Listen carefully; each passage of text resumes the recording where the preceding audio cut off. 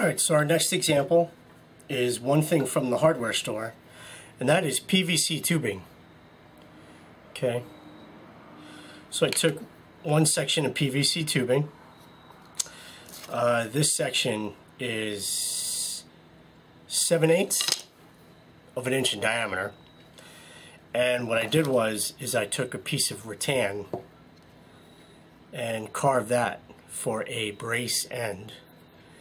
And in the base end, I have a reload of Atlantic white cedar, again, which fits in there really nice. Okay. And for a example of pressure hand brace, this is a wooden egg, which I got from the arts and crafts store, and I shoved a hole in there for that. And again, this is round, so it's a little hard for me to tell when it's tilting, but I think we'll get by. So we're going to do Atlantic white cedar on Atlantic white cedar again. And we're going to do this with the bamboo bow. Okay, it's locked on there already. I'm going to wear a shoe, and just so you get a better view of the whole thing. I have the notch toward you. Okay, some warm-up strokes.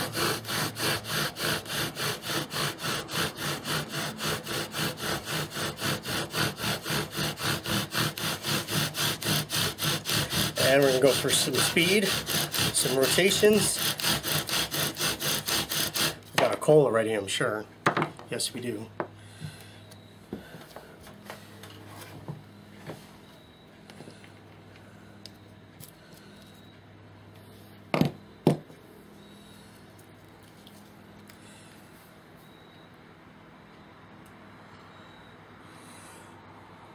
Alright, so that's one coal. So the other one I'm going to show you is some strange acrylic tubes. They're not hollow, but they have these kind of weird fancy bubbles from when the acrylic was made. And I have a long section of this tube. The thing is that when this gets really long, it bends. So these pieces have to stay short if you're going to do it this way. So I made one Cob spindle out of this. I rounded the top for the brace end here and put a hole with a drill press through that section. It's not quartered and flared, with a reload of bamboo. Now this has already been mated here, right here. So I took this fairing off, flattened that off. Okay. And we're going to try this one now. With the same egg and the same bamboo bow. So again, we tuck under, okay, grab the whole thing, pick up your pressure hand brace with your other hand. Okay. Have the notch toward you, although it's going to be tough to see.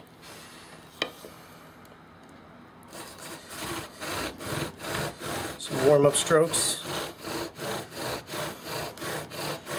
Use the whole cord, even in the beginning. This is really smooth. It's got a smooth action. It's got a lot of torque because the diameter of the spindle is larger than the reload has a diameter.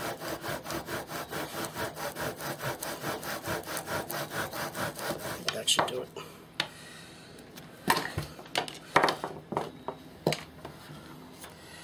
There's our second coal. Bamboo on Atlantic white cedar. Give it time to form.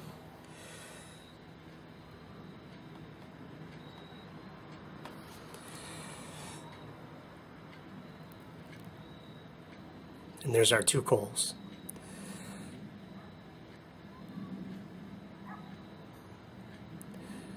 Okay, next.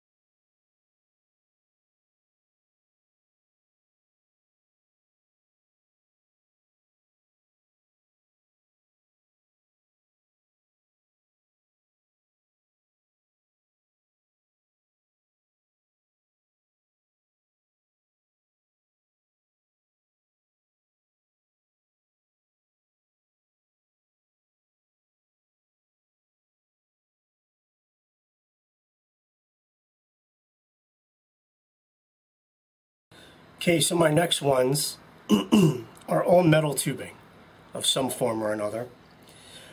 You've already seen the arrow that I used before for hand drill or mouth drill, things like that. I have a yucca reload in there, and this is the machined lathed end of the arrow. This is where the plastic knot goes to receive the string. That is naturally the brace end. Just have to grease that up and it's all set to go. Alright, works very well. And regarding that straw principle, it is aluminum and it is hollow, and you think it would be very fragile, but it's strong enough to withstand the unilateral forces and not bend, especially because it's so short. Now the longer it is, I'd be more worried. Okay. Here I have a steel tube, and what I have here is a carved oak brace end, which fits in there. Okay. I have a reload of bamboo. Okay. And this is really tough. You can see the steel is actually rusting already. Here's a larger tube. This tube diameter is, it looks like 3/4 of an inch. Okay. And I have a carved rattan brace end. You can see that's really large. And a yucca reload. Alright. Solid steel tubing. Not solid throughout, but it's hollow. Hollowed steel tubing. These you've kind of seen. This is like the one used for the mouth drill with the bamboo section that was carved and placed for the brace end, and the Atlantic white cedar reload that fits in there. Okay, you've seen that. That works well as a bow drill spindle as well. Now some copper tubing already has a lathe machined end, which is already round. That automatically becomes your brace end. So this copper tubing is 8 inches long, and I think it's 1.5 centimeters in diameter, or like 5/8 of an inch in diameter. Okay, and that makes a really good solid spindle. Here's a taller one. The copper on this one is 8 inches alone. Again, it's a rattan carved top for the brace end, and a Atlantic white cedar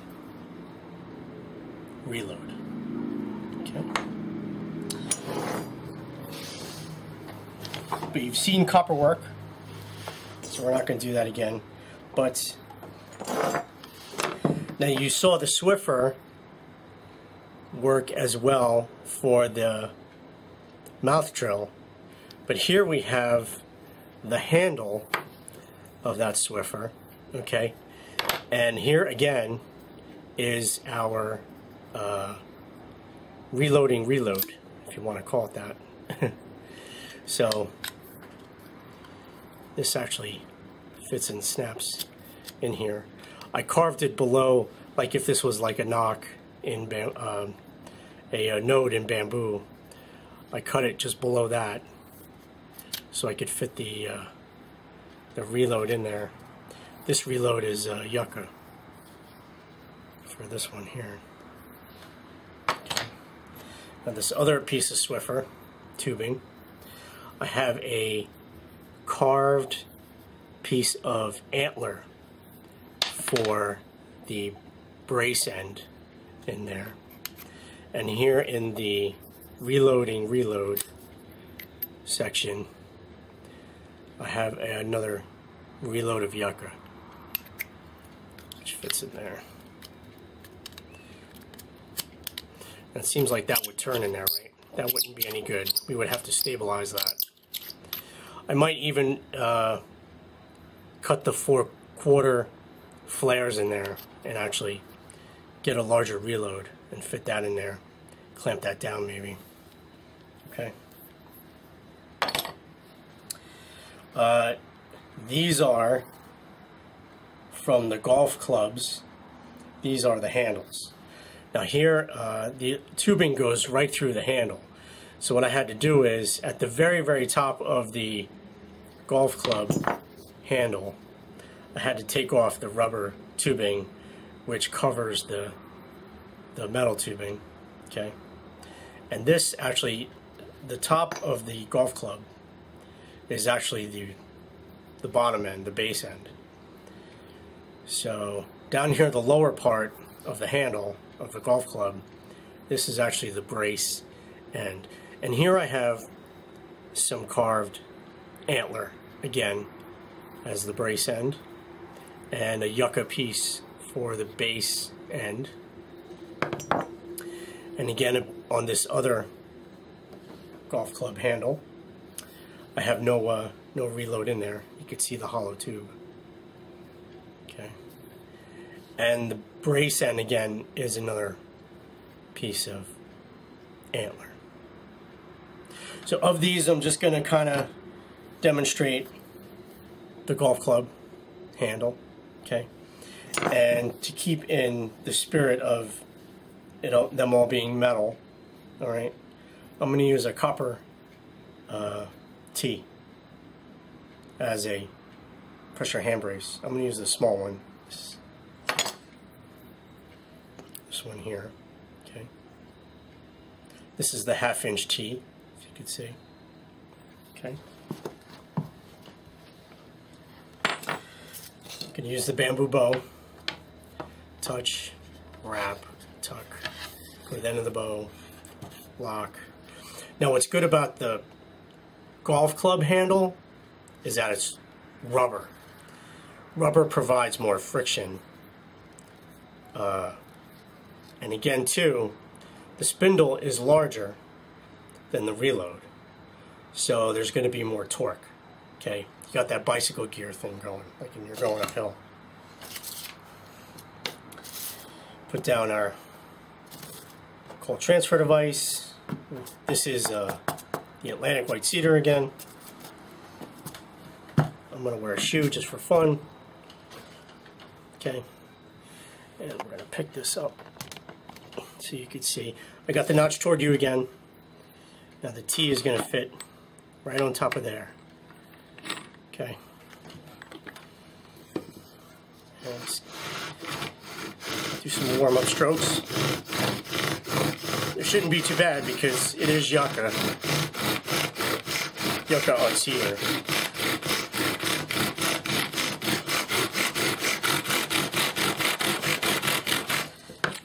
And we got a coal ready. That's how quick that is. It's a big one too. That's what's nice about the low density woods. Doesn't take much. So I don't really advocate for contests. This is really not a competitive thing. But if you had to get a quick coal, the low density ones are way to go. Definitely. All right, on to the next.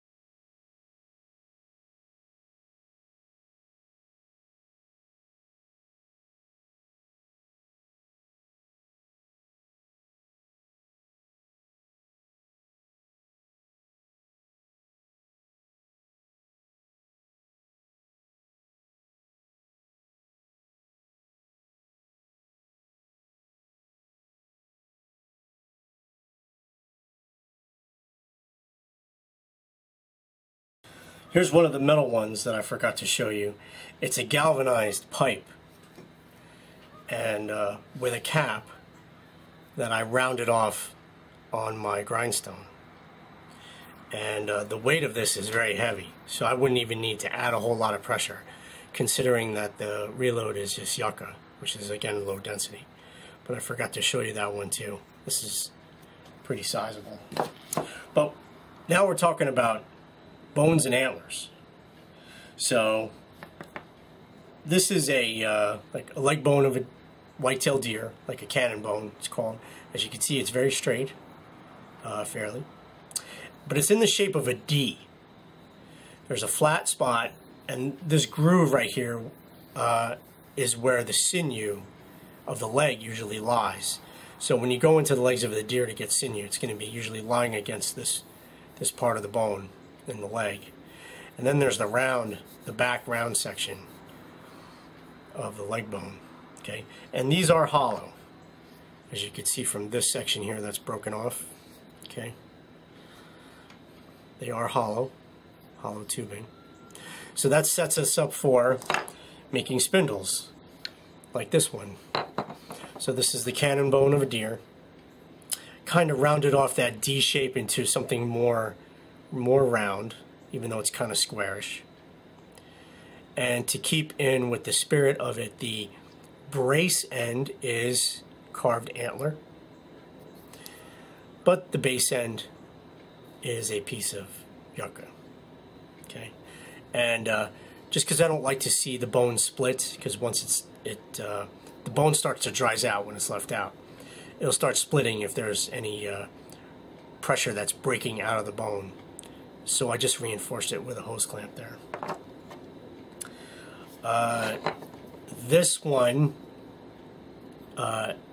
bone tube is actually a turkey leg drumstick, and the brace end is bamboo chopstick carved, and the base end is again yucca.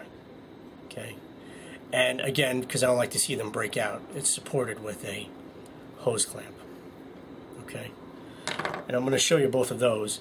This one is just one entire piece of antler, a straight antler tine, ground down on my belt sander, and it's epoxy to a large piece of hollow bone.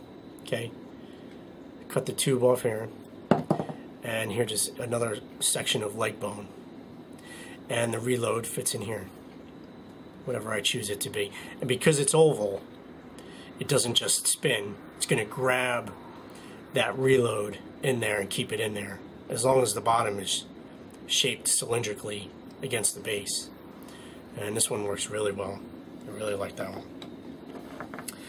Our pressure hand braces are the top part of the knee of like an elk or a cow, something like that. And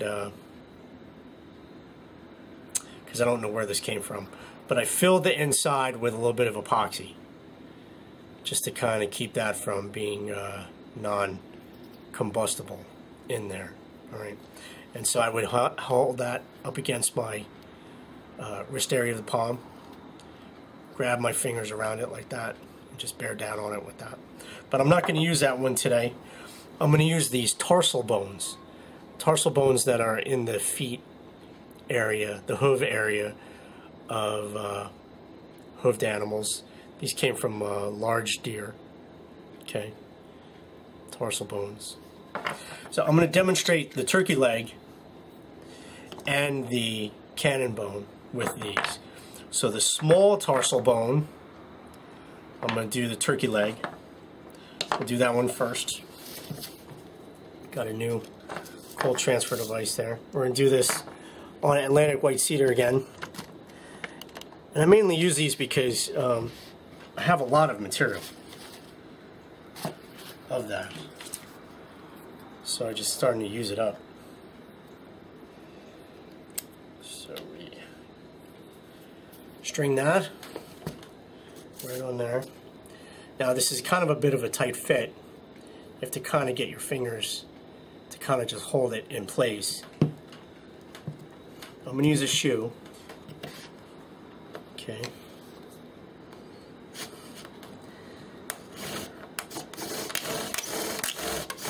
Again, this is a turkey leg drumstick. Just got to get a better grip.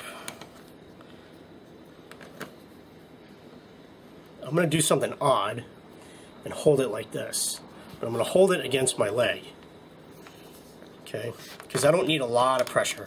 I just need to hold this in place. Ooh. Let my string run out.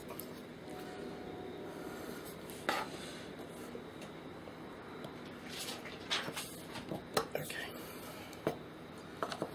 Just bear with me.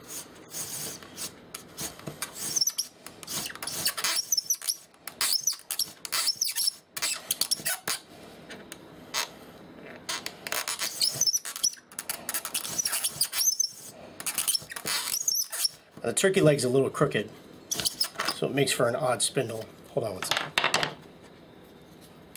I just got to get lower on it.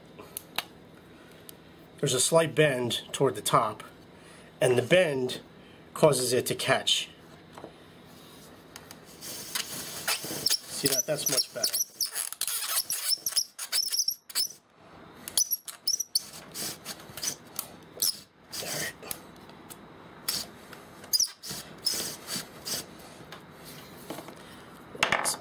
Good you see me struggle with this. I said they were challenging. I didn't lie.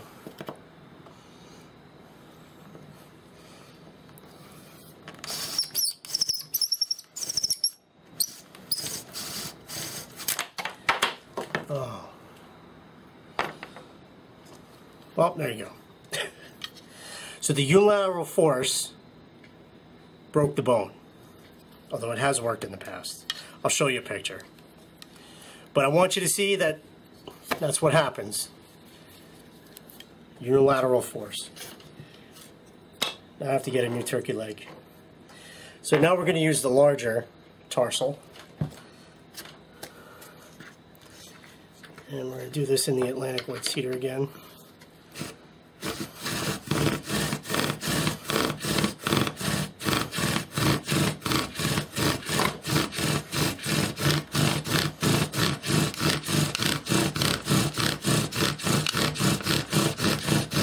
Speed, really, some rotation.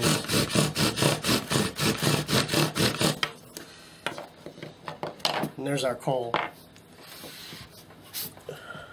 Too bad about the other one, but that's how the cookie crumbles, really. It's an excuse to make another one, though, because that's where all the fun is, creating. All right, next. All right, so here's our turkey leg spindle with the yucca reload, and as we just saw, it did a take ori on us. Now the bones, when you use them for spindles, they kind of have to stay oiled to keep their flexibility, and this was not. It was just left out. So basically, that's my own doing. That's natural law, right there. Doesn't care whether you live or die or your turkey leg spindle breaks. So that's laws of nature. So if you're going to use bone spindles, you have to kind of make sure that they stay oiled to maintain their matrix if you want them to last a long time. All right, just keep that in mind.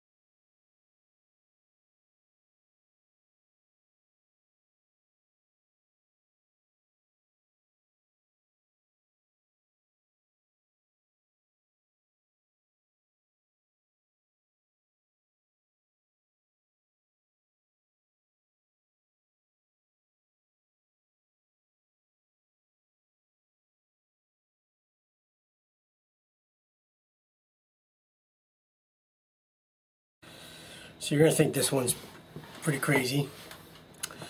This is a clay spindle, which was fire hardened.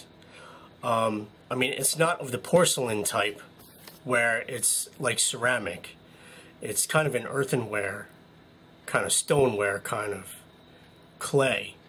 So it's really low fired. So it's actually very fragile in a sense.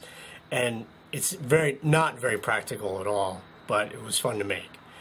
So it's about 3/4 of an inch in diameter. It is 5.5 inches tall, and it's rounded off at the end for the brace end, but I have a hole in there which receives a little piece of bamboo chopstick, all right, which is wedged in there. Now, the pressure hand brace is also clay, but you're probably like, what is that shape? Well, it's the shape of my hand. Exactly, because this is how I molded the clay.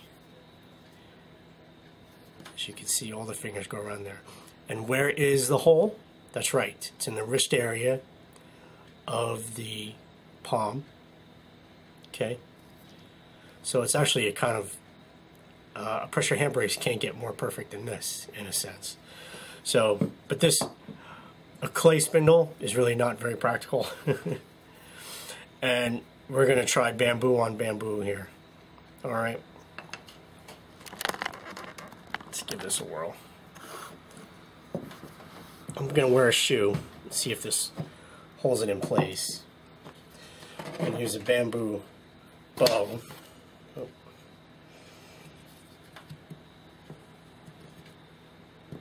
We're going to get that on there very carefully so we don't break it, right? I already broke one during our demo. That's just how the cookie crumbles. So. Alright, let's put down a cold transfer device. Now this is really grease, but that really doesn't matter because once the clay starts grinding on itself, all the lubricant in the world isn't really going to fix that. So this is really a temporary thing.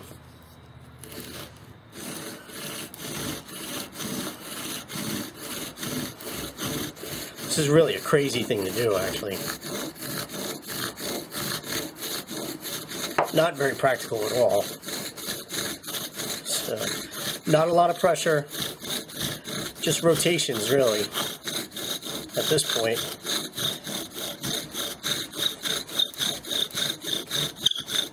Let's move it up.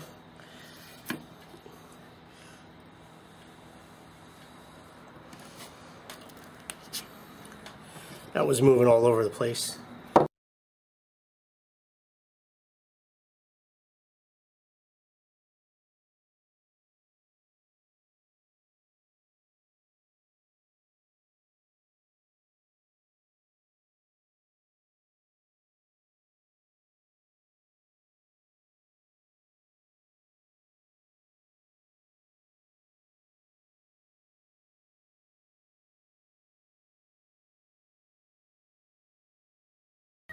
So another kind of pressure hand brace I want to show you are skate wheels.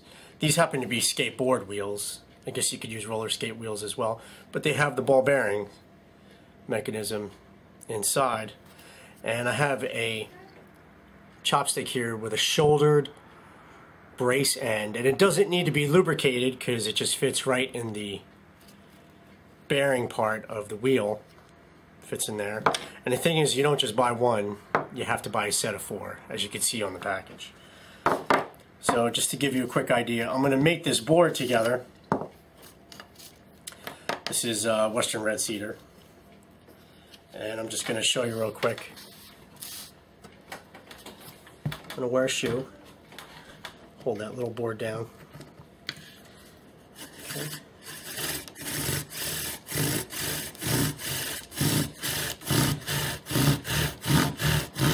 See that smoking, and you can see that works very well.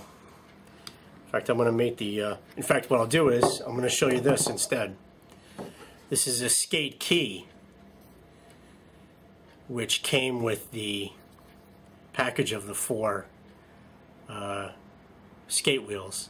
And what I did was I put a little bit of epoxy in there inside this groove just to create a space that contains the brace end of the spindle, and of course that is going to go in the wrist area of my palm. And really the principle is, if your pressure hand brace can contain that brace end,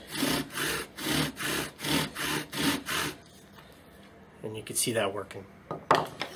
Okay, so let me fix up this board and we're going to do our next.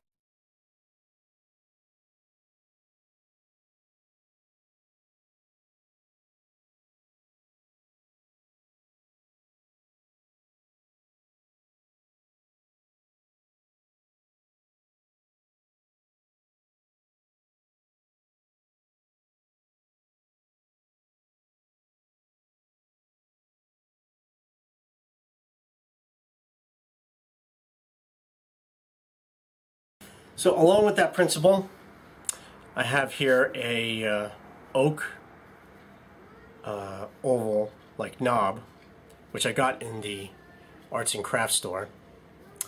And what I did was I drilled a hole in it and put a ball bearing cylinder in there.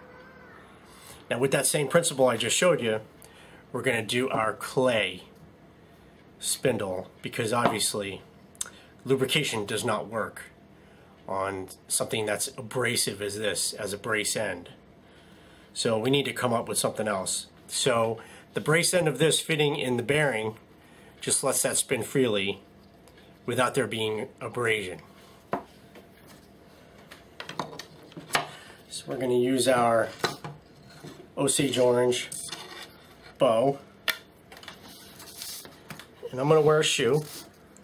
We have a bamboo reload in there, small one. And again, the diameter of the spindle is larger than the reload. So we're going to have a lot of torque. We're going to get a lot of turning power, but we're going to get less rotations. So we're going to keep this nice and smooth. Oh, that's working really well. I'm going to use the whole cord to get as many rotations as I can, because we're lacking due to the size of the clay spindle. My clay spindle finally gave out, so the brace end came off entirely.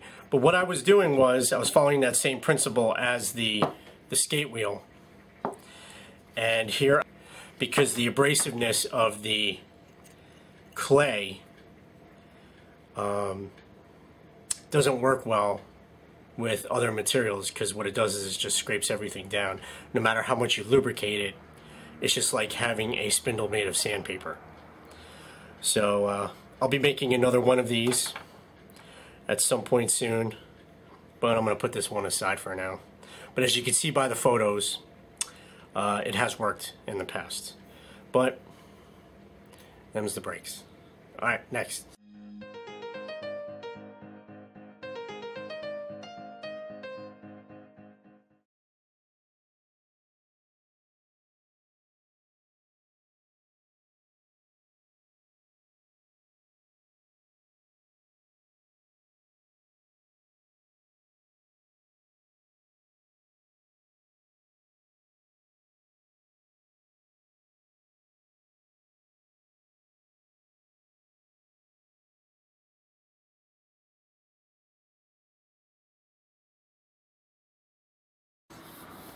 So you'll think this one is funny too. This is the handle of a kitchen spoon, like a spatula spoon. So like for gravy, things like that, you know, a large spoon. And I took the spoon off and I put in a adapter for ratchet extensions. Okay. So our ratchet piece here is a 12 millimeter, with a reload of yucca, and that fits right in there, just like that. Our board is Atlantic white cedar again. Now, to keep in the theme of it being from the kitchen, we're going to use a shot glass for the pressure hand brace. Okay. Put down our cold transfer device. It's already mated. Put in a new hole, new notch. Okay.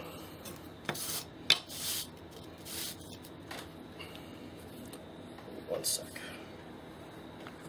There we go. Now, probably using glass like this is probably not very safe, but I'm not going to give it a lot of pressure.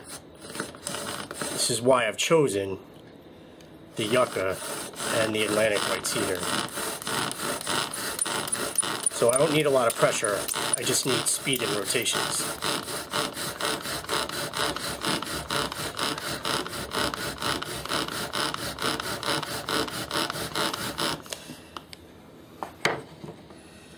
And there's our coal. Done with kitchen utensils now. I wonder what's next.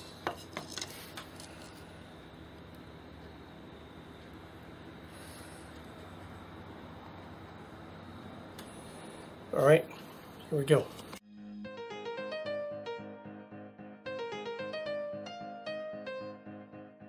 All right, so our very last section of the advanced part, art of the variation. I'm gonna quickly mention about inspiration. Inspiration is one of those things that just helps you just keep going and stay motivated. And there's a lot of places to find inspiration. I mean, rarely there's a book out there that's really good, one that gets really into detail.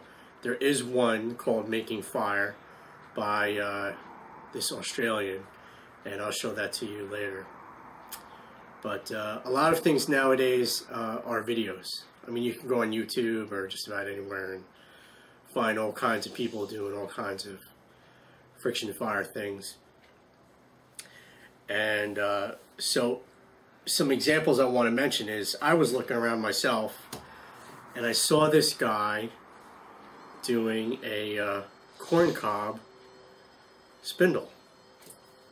So he took an old corn cob, and it just seemed to make sense, right? Because corn used to be originally in the grass family, right? And so he shaved one of these old corn cobs down, just like this, and he did it on a fireboard, on a fire base. And of course I had to try it, so I did one myself. I shaved a corn cob down and I did it on Atlantic white cedar, and I'll show you the video for that in a second. So another one, I'll also have the YouTube address for you on that as well. There's these two guys, Maslin and Colette. They got a couple of videos too. I'll give you the YouTube addresses just for fun. But one guy does a bow drill using his leg as the bow. So he ties a string to his foot and to his knee, and he does the spindle back and forth with his leg. It's pretty funny, but I say it's inspiring how far you can really go. And this other guy who's over in England, so he starts doing a kind of like what would be a toggle drill, but he has it tied to his feet. So he uses his feet to move the spindle back and forth, and he holds the spindle with a handhold, and then he also does it again with a pressure mouth brace. So that was really interesting. But inspiration can be found if you really, really look. You have to weed through all the people doing regular stuff, but every once in a while you come across something that's kind of unique and original and interesting to see. So to add to my own, we did a reed. Here I have, and you have to use really thick reeds, by the way, as thick as you can get them, so that they are strong enough. And you do it by way of the bow drill. So I don't have video for it, but I have pictures of it on it, doing that on Atlantic white cedar. So I'll show you that. And another thing is grapevine. Look at these large sections of grapevine. So I was with my kids one day at the park. We were going fishing, and they had done a lot of cutting. So there was a very large section of grapevine that had been sitting out actually for a good portion, so it was already seasoned. So here I took some grapevine for a base and grapevine for spindle, and that worked very well actually. So, and I'll show you the video for that. So the trick is to really stay inspired. Now here's the other thing. I like to think of myself as a scientist. I really need proof to I need to see something. You know, I'm like one of those, I may be from New Jersey, but I'm really from Missouri. You know, you gotta show me. So I never thought a unidirectional spindle could ever work or would ever work, because I've never seen it done. I've never seen anybody do it. But there's this guy on the YouTube, and he did a unidirectional, one direction spindle. And he did it two ways. One he did with a old drill hand crank, which goes one way. Touch that. And he also did it on a electric drill. So I'll show you the video of me doing it on an electric drill and actually getting a coal. And I think one of the tricks is to, there's two main tricks. One is to not have a very intense speed. The other is to make sure you don't drill into the notch. So I kept the notch pretty far away so that it wouldn't, and what happens is the spindle doesn't just sphere, it really points up if you're not careful. So, but it can be done. And I was really checking out the video too to make sure like it wasn't cut and like there's, you know, is it real? But it is real. And because I think it was real, I had to try for myself, and I kept doing it till I got a coal. So I'm going to readjust here, right here and now. I'm going to readjust the variable theory that I'm not going to say that it can't be done, a unidirectional drill, but it really shouldn't be done, in the sense that it takes too long, because the back and forth motion has the abrasive material underneath tumbling under and igniting faster. The problem with the unidirectional drill, like I had mentioned before, is that it works kind of like a grain grinder, and it just throws out whatever gets abraded. So it just gets tossed out. It just gets thrown out on the tangent as it goes around. So it doesn't really get a chance to actually come back, tumble under, and ignite. It just gets thrown out. But it can be done. But the problem is it really takes a really long time to do. You have to sit there and just let it spin and spin and spin and spin. The other problem is you really can't do it in nature.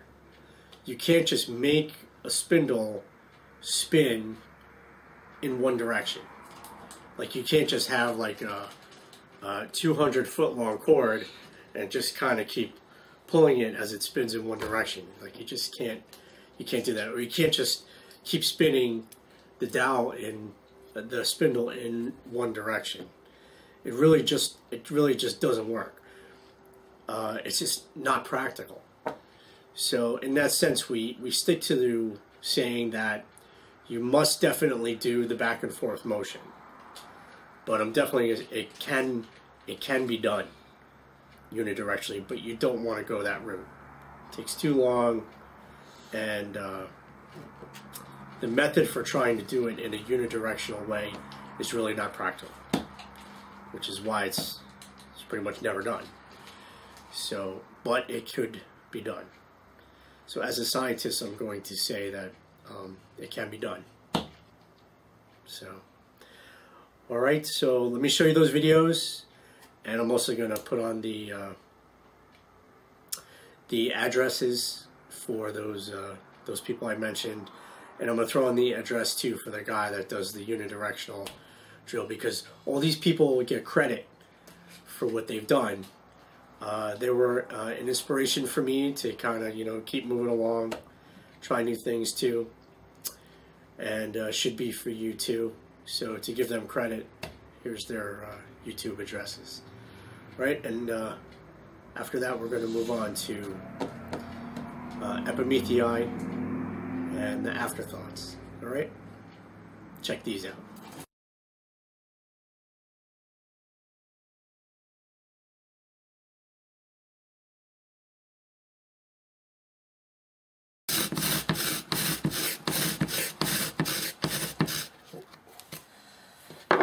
Unfortunately, it's still spinning in one direction. Just keep going. Not too much pressure, because I'll go straight to the board. Oh, and we have our takeori.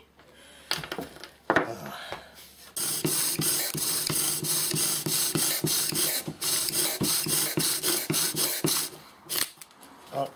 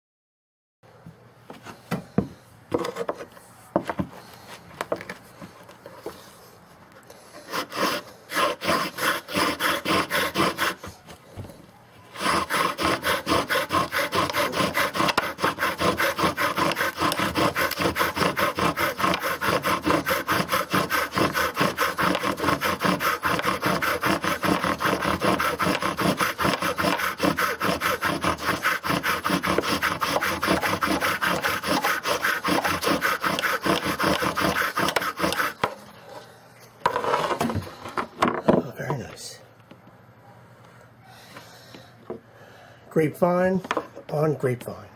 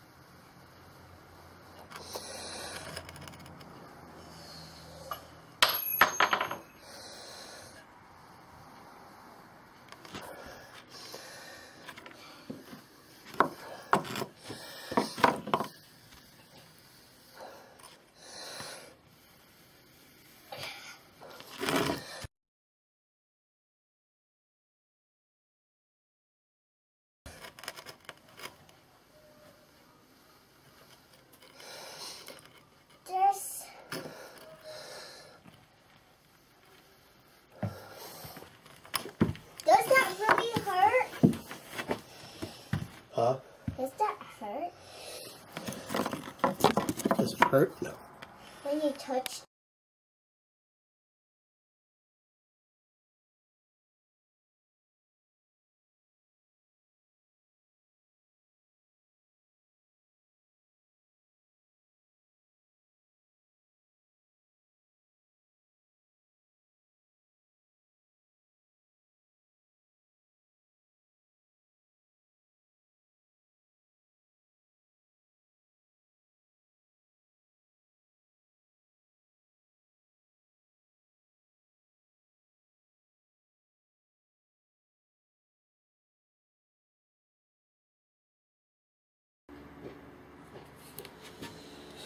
All right, bamboo on bamboo.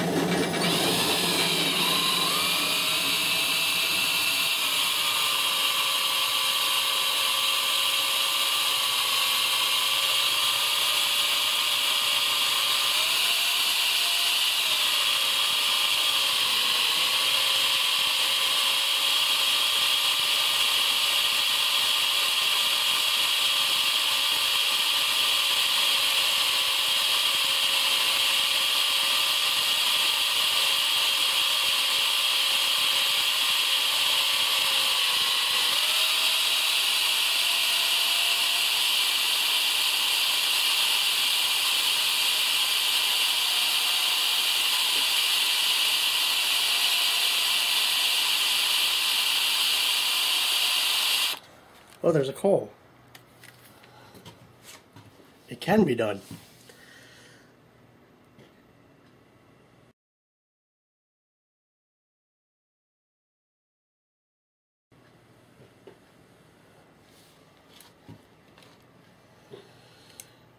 Well, there you go. Bamboo on bamboo with a drill in one direction.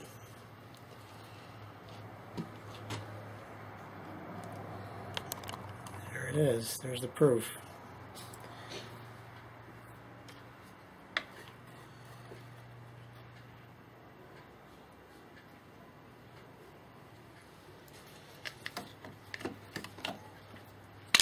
So what is this usually designed for? It's for cutting jig. Tomahawk.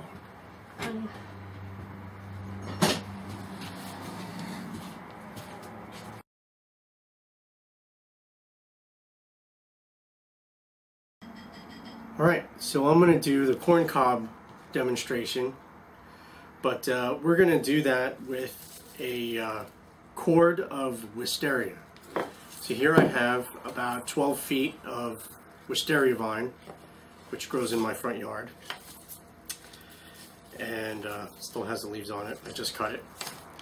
And we're going to break that up. We're going to separate the fibers with this rock and this wooden mallet, and we're just going to take the bark off and start separating the fibers. So we're going to do that real quick, then we're going to string the bow and do the corn cob spindle on some Atlantic white cedar. Alright, let's do that.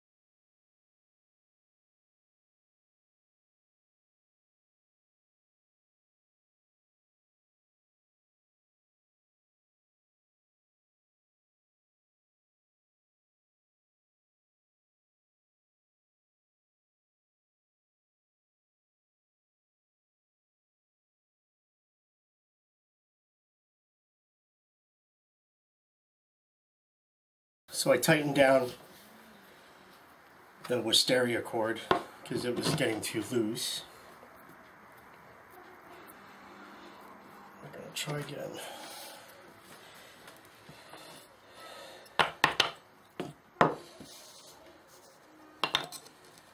We're going to leave that dust in there that was already there.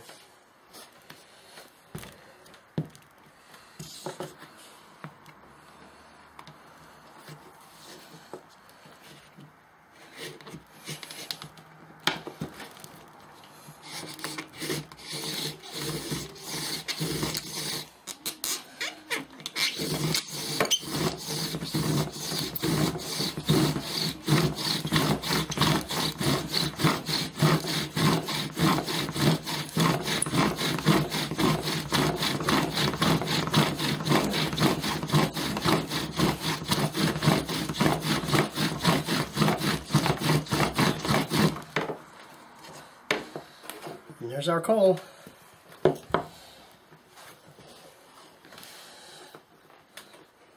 Corn cob wisteria vine, pipestone pressure hand brace on Atlantic white cedar. Very nice.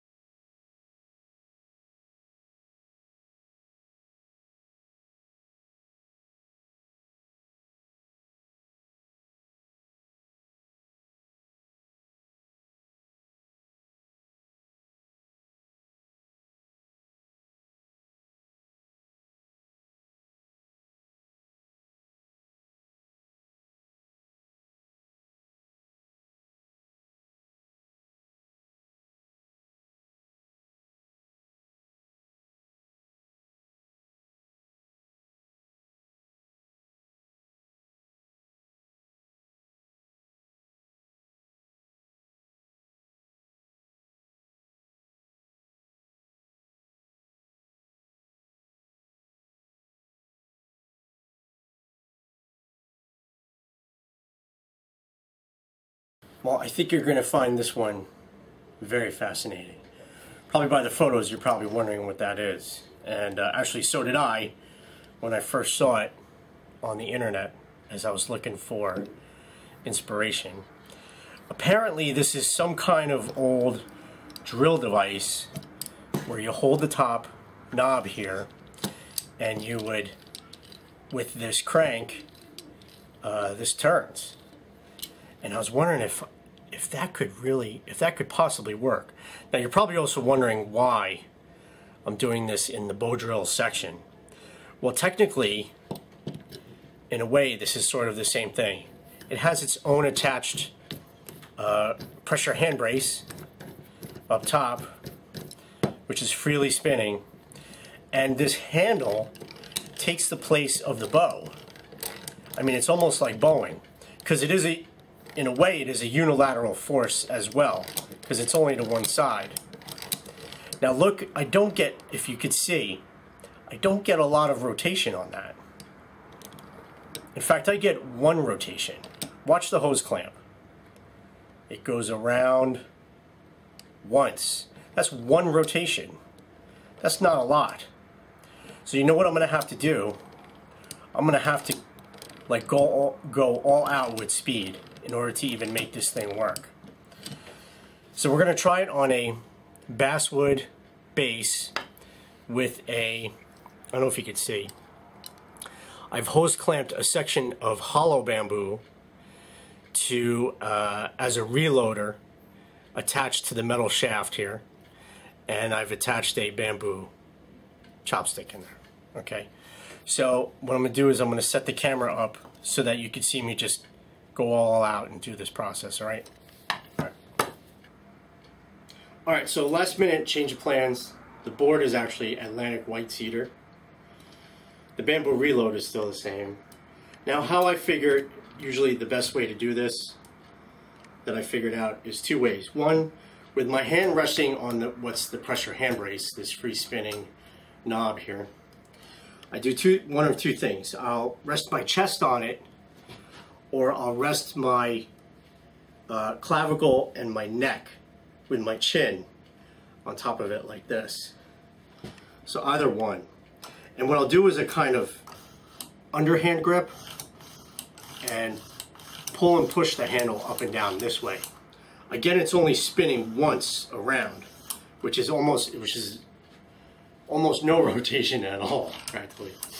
So we're going to have to make it up with speed. Now, the other thing I really want to do this is make sure that it's really, really warmed up before I really start cranking. So what I'm going to do is I'm just going to rest on it a little bit and just nice and easily get the reload and the base warmed up. Fill the notch a little bit, but just start to raise the temperature of the wood a little bit to kind of help us out. As you can see, it's smoking and it's starting to fill. So I'm going to add a little bit more speed and just a little bit more pressure, but a lot of speed. I have to make it up with speed.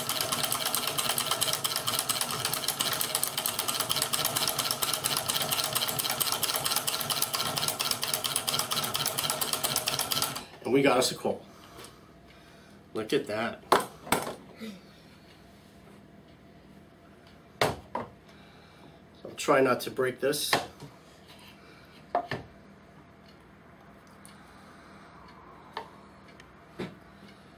Alright. Not bad for one rotation, right? But see what speed will make up for lack of rotation?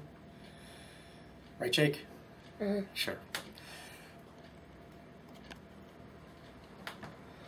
Okay, Jake.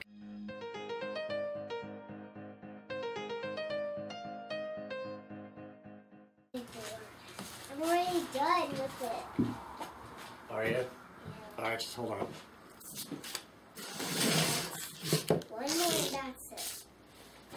Okay. The fishing video. Okay. Alright, so this is the epimethei section, last section of the bow drill. But we are going to move on to the Egyptian drill, the crutch drill, and the giant drill next. Okay, so in a way this section isn't really over. But to just finish up with the bow drill, the thing about speed, the variable of speed, is actually very important, because what you're actually doing is you're trying to build heat faster than it can actually cool down.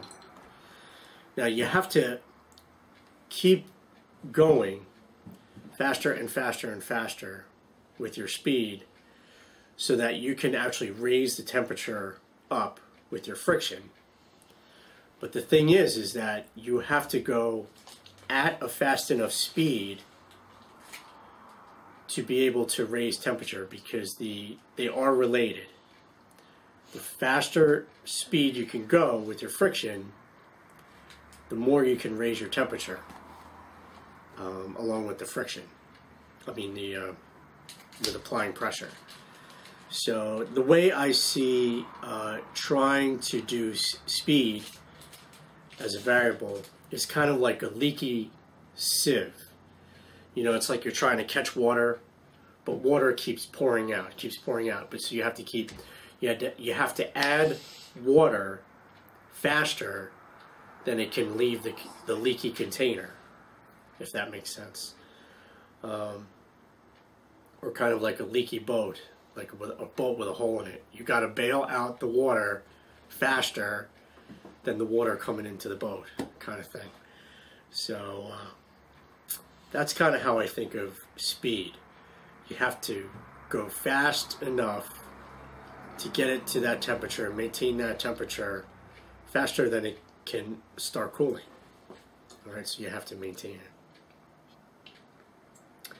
And the last thing about these methods is that you have to really train and practice if you really want to be good. You really got to keep going. But one of the things that really allowed me to, and I hate using this word, to really master these things is I got to see literally thousands of examples of people doing it and me helping them troubleshoot them. And I would just say the same things over and over and over again, or make little adjustments here and there. But how I got good was, you know, through years and years, I've helped thousands and thousands of people. So, and I started to see through beyond structure and function. If you remember our equation, between structure and function lies the variables. So when you see something enough, you understand how it's supposed to work. And if you see it enough times, you actually start to recognize variables, whether you actually like it or not. You actually start to see the patterns emerge. You start to see the similarities and how the differences are really, how the differences fall along a pattern, that they're actually under some kind of the same theme. So what made getting really good were two things: just seeing it and doing it as much as possible, and having a guiding theory. If I didn't have Humphrey's guiding theory of like the natural law, the life value, and the equation method, I don't know where I would be with this art. In fact, I don't know where I would be with a lot of things actually in my life, because it's helped so much. But keep working on the equation. It's really not a thing to really overlook, because it is a science and it is an art. And how you get from the science to an art is you got to go run through the basics. You got to do the scales. You got to find what's between structure and function. You really got to work on those variables. Understand how they work, how they are created, how they evolve. How you're supposed to balance them. Balance them so that you can balance life. Alright? Alright, so the next thing is Egyptian drill. And you're really going to find these interesting. Alright? Alright, next.